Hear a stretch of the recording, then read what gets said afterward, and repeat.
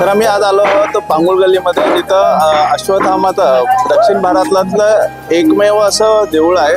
त्या देवळाबद्दल माहिती आणि होळीच्या निमित्तानं इथं लोटांगण जे घातलं जातं ते का घातलं जातं, त्याचं वैशिष्ट्य काय, हे सगळे आम्हाला माहिती इकडचे पुजारी देणार आहेत। तर भेटूया इकडच्या पुजाऱ्यांना। नमस्कार का? नमस्कार। आम्ही ऐकलंय की हे दक्षिण भारतातलं अश्वत्थामाचं एकमेव मंदिर आहे। मग असं एकमेव का आणि फक्त इकडं पूजा का केली जाते? हे पूर्वापार चालत आलेलं आहे, जवळजवळ 300 वर्षापूर्वीचे झाले असतील।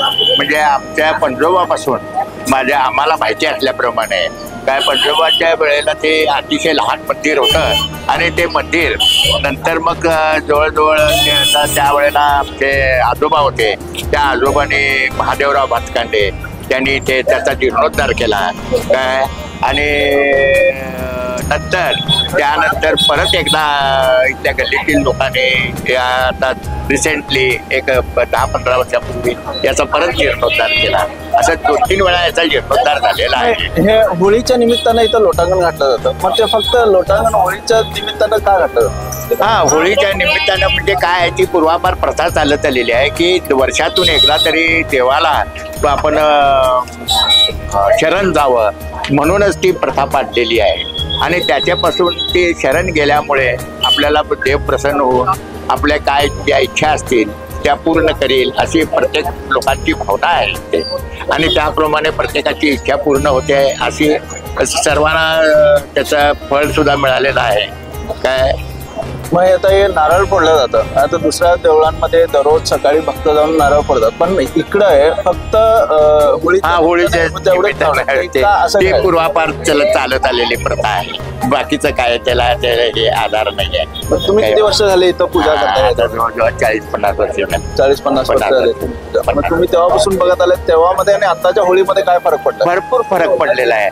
पूर्वीच्या काळामध्ये ज्या वेळेला होळी व्हायची त्यावेळेला फक्त गल्लीचे लोक राहायचे, त्यावेळेला गल्लीच्या बायका सुद्धा बाहेर पडायच्या काय, अगदी आनंदानं सगळे गल्लीतील लोक लोटांगण घेत यायचे।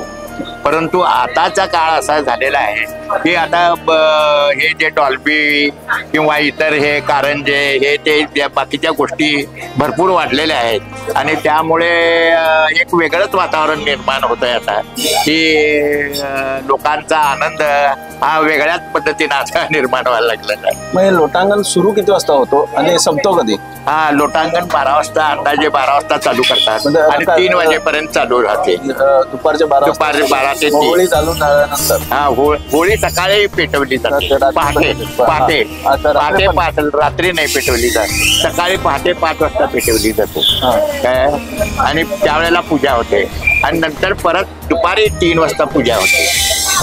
परत दुपारी लोटांगण झाल्यानंतर परत मग लोटांगणच्या नंतरची काय पूजा असते?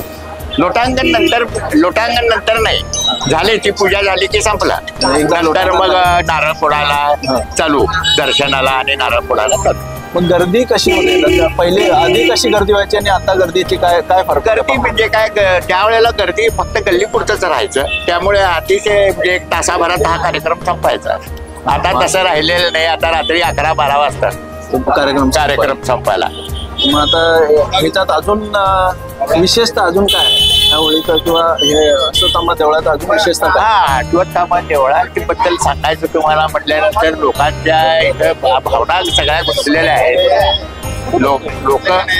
लोकांच्या भावना गुंतलेल्या आहेत की इथं जे काय आपण नवस करू एखादा किंवा एखादी मागणी करू, प्रार्थना करू, ती पूर्ण होते अशा भावना सर्वांच्या आहेत आणि त्या दृष्टिकोनातून सगळेजण इथं येतात आणि लोटांगण घेत या देवळाला प्रदक्षिणा करतात। धन्यवाद काका.